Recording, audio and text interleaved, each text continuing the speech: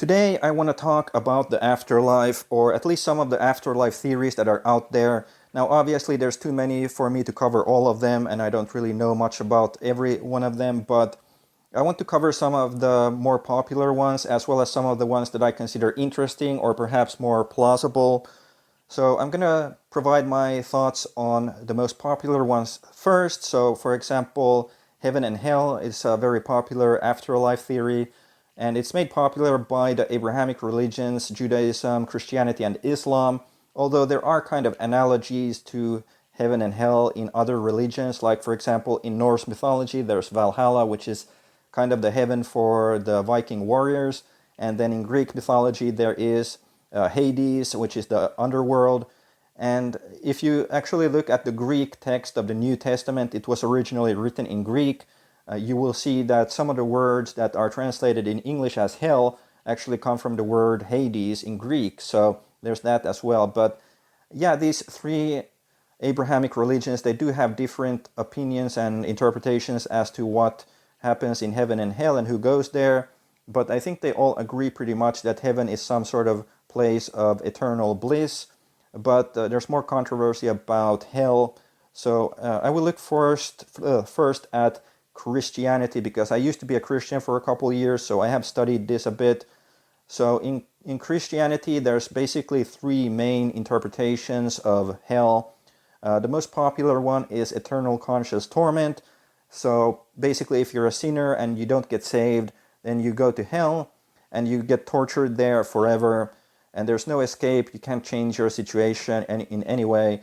You just suffer forever, basically, which is a terrible, terrible option in my view, and it doesn't make a lot of sense, morally and stuff.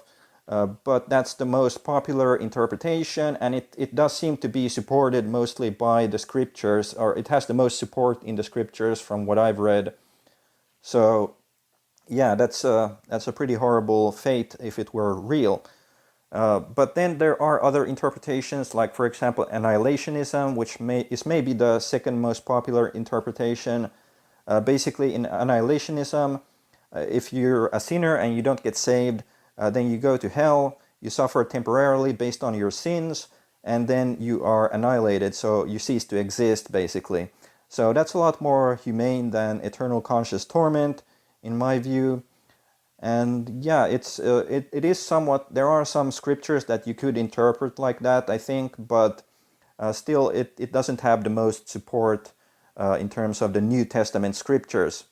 And then we have finally universalism, which is similar to annihilationism in the beginning. So if you're a sinner and you're not saved, you go to hell, you suffer temporarily due to your sins, but then your soul is cleansed and you kind of can go to heaven. So in universalism, everyone eventually goes to heaven. But also I would note that in the Old Testament, actually there is no eternal conscious torment or anything like that in hell. It's basically just that if you're someone who goes to heaven, then you go to heaven. If you don't go to heaven, then you just cease to exist and your body kind of returns to the soil, and that's that. So yeah, that's kind of how I see it as. But yeah, basically that would be Christianity. Then there's Mormonism, which has its own interpretations based on the Book of Mormon, but I'm not going to get into that because I don't really know that much about it. Then there's Judaism and Islam. So Judaism, some people say that Judaism doesn't believe in hell, and there may be people who are Jews who don't believe in hell. But there seems to be some interpretations regarding hell in the Talmud, and the Talmud is basically commentary on the Torah and the Old Testament in general, I think. So basically, rabbis write their thoughts about and interpretations about the Torah and the rest of the Old Testament down in the Talmud, and it's like this huge multi-book thing about this commentary. So basically, in terms of that, I asked AI if there was any interpretation in the Talmud regarding hell, and it said that there was, and it was like people who go to hell will go there for a maximum of 12 months. Some of the worse offenders will be there for a bit longer, and the worst ones will be annihilated, basically. But most of them will be there for 12 months or less, and then they can go to heaven because their soul is kind of purified or whatever, or the Garden of Eden, I think it said there. But that's basically one interpretation of that. And I would say it's more humane than eternal conscious torment as well. So it's kind of like a combination of universalism and annihilationism, if you compare it to the Christian interpretations. And then we have Islam, which, I haven't read that much about, but I do think they agree with the eternal conscious torment interpretation of hell. But as to who goes to hell or heaven is a bit more arbitrary because it depends more on your works, on what you do in life rather than just what you believe. Like in Christianity, there are multiple, ways to get saved in terms of the denominations that are out there and their interpretations about the Bible. So there's like free grace theology where you just have to believe in the gospel and you're saved, and nothing can change that. And then there's, Pentecostals who believe you have to have a water baptism to be saved. And, Catholicism has the sacraments and stuff, and you have to confess your sins to a priest, especially your mortal sins, to go to heaven and stuff, or to avoid hell. But in terms of Islam, from what I understand, from what I remember having read about it, is that Allah decides if your good works outweigh your sins, and then if they do, then you can go to heaven. If they don't, then you go to hell. But even if your good works outweigh your sins, I believe there was something that said that Allah can still send you to hell. So there's no guarantee as to where you will go. So you kind of just end up, I would understand that people would be kind of anxious or nervous or stressed about this if they truly believe in the Quran and Allah and Islam and that kind of stuff. So I could understand that they would be very stressed out about this because they don't know for sure if they're going to go to heaven or hell. So yeah, that's kind of how most of the heaven and hell stuff works. From what I understand, I may be wrong about some issues, but I think I have a somewhat good grasp on this based on all of these religions. But yeah, what are my thoughts? Well, like if you believe in a benevolent God, in a good God, then eternal conscious torment doesn't really make much sense to me. It seems like it doesn't have any higher good purpose. It's just basically sadism from my perspective. That's how I would conclude, because you're just being tortured there, and there's nothing you can do, and it's just endless. And what good things is it producing? It's not producing anything good. So, even universalism, it has a purpose to the torment that you experience in hell, and there's like a good purpose because your soul gets cleansed or whatever. So I understand that a bit more, but the eternal conscious torment thing is a bit strange to me. Like I don't really understand how that would be good from a moral perspective. And then also, if you think about it, like, for example, let's say Lutheranism is the correct interpretation of the Bible. And let's say you're a Lutheran and you go to heaven. It says in the Bible that there will be no sorrow in heaven. And I think there will be, bliss and happiness and all that stuff. But then, you will know that, countless of your friends and relatives and, other people are suffering in hell forever, and they're tortured there. How can you be happy about that? Like seriously, how can you be joyful? How can you not feel some sorrow about that? Especially, like some of your friends, they might be atheist, and okay, atheists, maybe they completely reject the Bible and all that. But some of them could be, Pentecostal, still Protestant. They could be Catholic. So they are in hell because they believed in the wrong thing. And what is the difference between you and them? It's just a matter of belief. It's kind of a technicality, if you will. So that seems unjust, unfair. It seems unnecessary. It seems just in a way, in a sense, evil to me. Like, to be honest. to be endlessly torturing people for that kind of stuff. So yeah, and then also heaven itself, like think about it, like even if there were a lot of things to do in heaven, and there might not be, because in the Bible, for example, it says that people who go to heaven, they will be like the angels.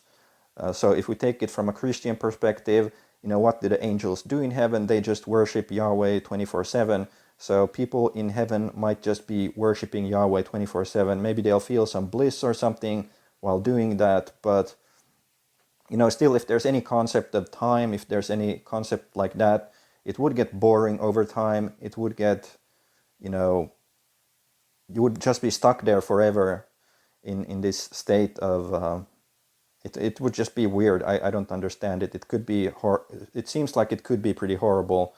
But even if there were stuff or things that you could do, eventually you would have done all of these things, thousands of times, like after, a million years or 10 million years or something, you would have done all these things thousands and thousands of times.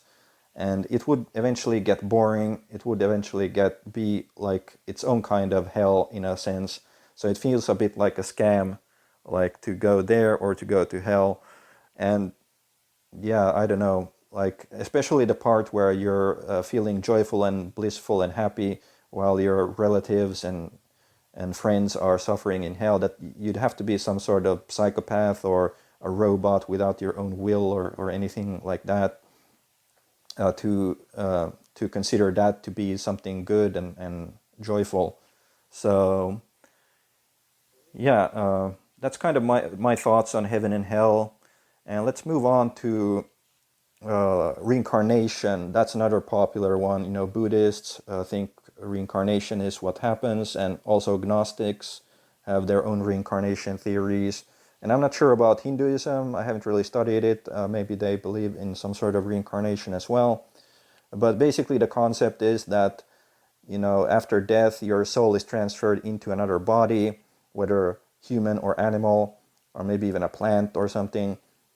And I think, in Buddhism, you can, like if you live a very spiritual life, then your soul is going to go into a better place, like into a better circumstance, like maybe you'll become a human living in a good family or something like that, and you'll be kind of blessed in that regard.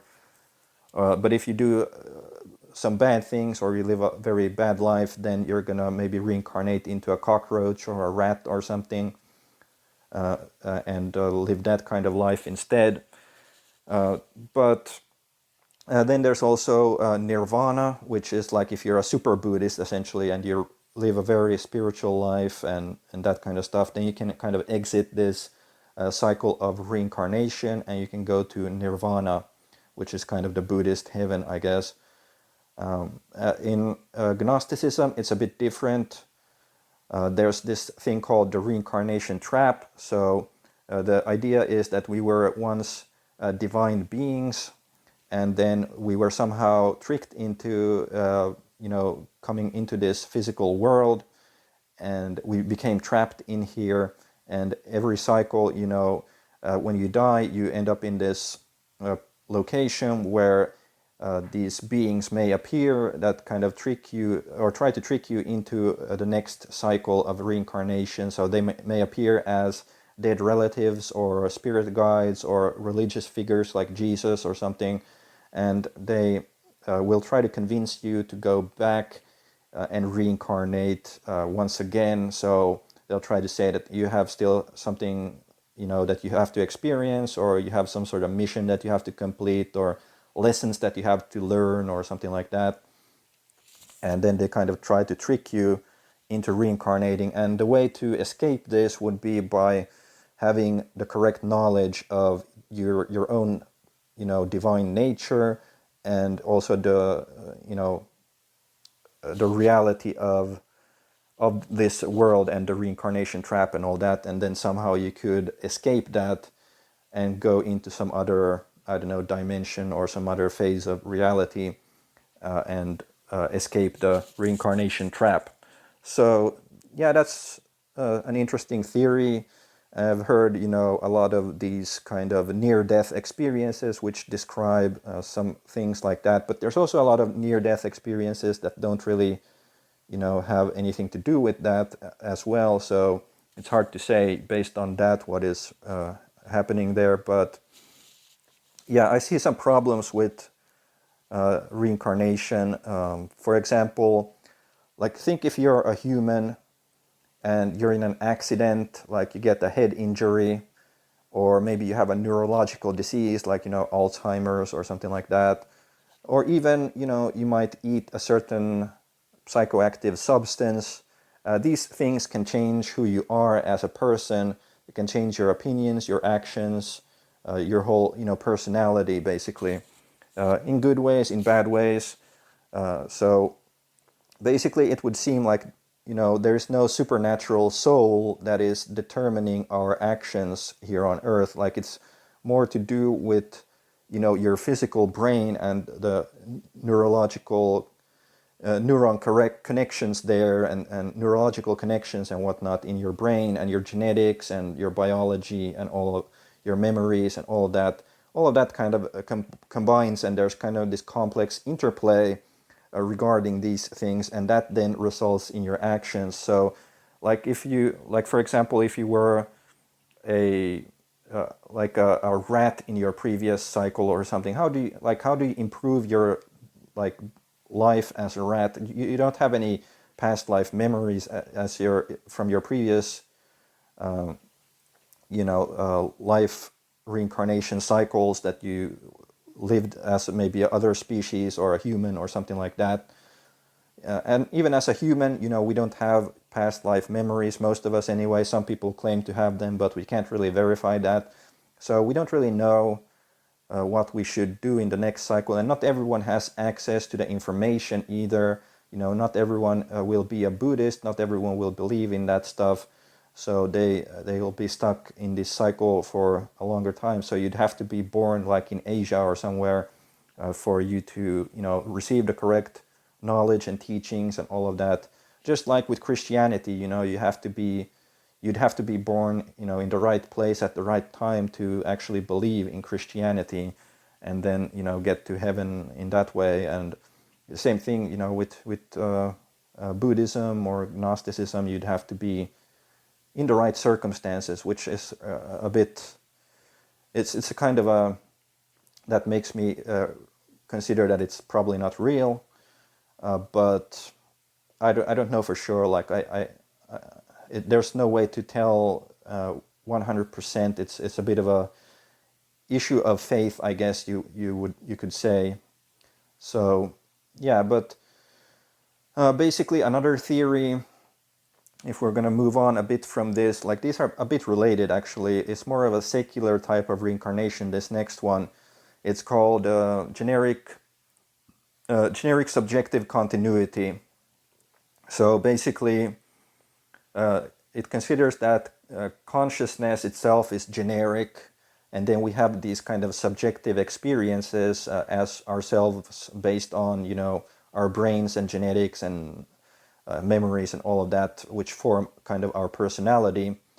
But consciousness itself would be generic, and there would be kind of an eternal continuity of conscious experience that spans, from one conscious experience to the next. So you could take it as, for example, like when you go to sleep, you may remember roughly when you went to sleep, but then you won't remember the time when you slept if you didn't have any dreams, for example. If you have a dreamless sleep for 8 hours, then it's like you time travel from 8 hours ago to the future 8 hours forward, and then you wake up and you continue experiencing reality again. Now maybe it's the same thing with life itself, with conscious life itself. So basically you are conscious in this life, but then when you die, then that subjective experience ends, but then eventually another conscious experience will begin, and it will continue experiencing reality, and there will be no gap. There will be nothing experiencing nothingness. Nobody can experience nothingness. So it's only conscious experience that is being experience from the perspective of consciousness itself.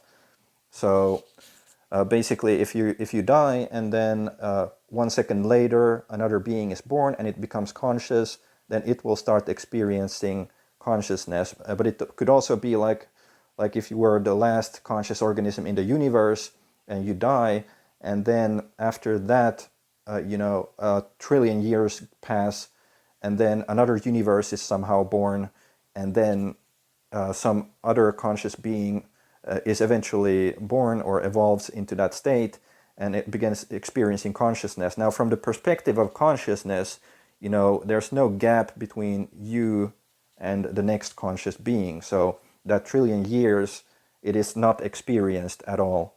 So there's just an eternal continuity from one experience to the next in terms of that. So, but that doesn't necessitate any supernatural souls or anything like that. It's kind of like a secular reincarnation theory. And it sounds kind of interesting. It sounds plausible in my opinion. But yeah, then there's eternal recurrence, which is another interesting one. It was kind of talked about, Friedrich Nietzsche, a German philosopher, talked about it. He would say that life is like, or time is like a flat circle.